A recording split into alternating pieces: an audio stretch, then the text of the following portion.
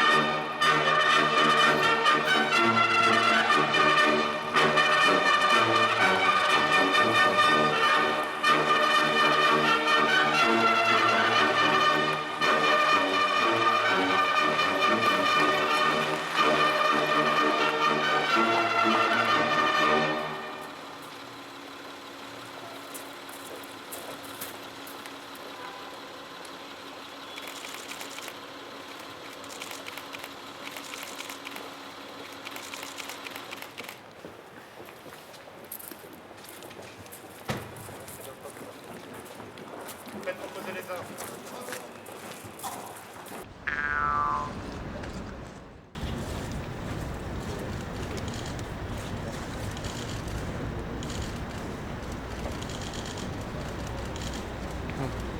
Monsieur le Président, quelques mots s'il vous plaît.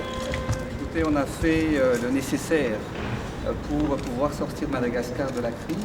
Maintenant, la feuille de route a été validée, qui me reconnaît en tant que président de la transition à Madagascar. Et ceci dit, ça signifie que le monde entier, tous les dirigeants ont reconnu que je dirige ce pays, qui a un grand défi pour pouvoir organiser des élections libres et transparentes. Vous le savez, Madagascar et la France ont un lien très très rapproché depuis longtemps. Madagascar est un grand pays francophone dont on a besoin justement de renforcer et de développer ce lien, c'est-à-dire entre les pays francophones et Madagascar, entre la France et Madagascar. Peut-être pu apercevoir dernièrement, lors du 66e Assemblée des Nations Unies, Madagascar a pu participer justement à l'Assemblée, a pu monter à la tribune des Nations Unies.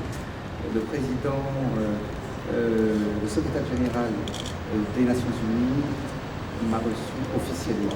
Aujourd'hui, ce qui est important pour nous, c'est de relever le défi, c'est-à-dire d'aller de l'avant, d'alléger la souffrance des Malgaches. Et c'est pour cette raison que je suis en France ici aujourd'hui, parce que la France a pu, à travers l'AFD, débloquer des fonds pour atteindre le défi social, c'est-à-dire se rapprocher du peuple malgache, alléger leur souffrance à travers le financement d'un projet qui s'appelle l'ANAKI.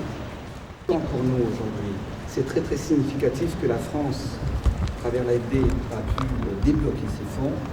Il y a beaucoup de prioritaires aujourd'hui en ce qui concerne des défis pour pouvoir alléger les souffrances de la population et aussi, comme je l'avais dit tout à l'heure, notre principal objectif, parce que notre mission est claire, notre rôle est bien précis, c'est vraiment maintenant d'organiser des élections libres et transparentes à Madagascar.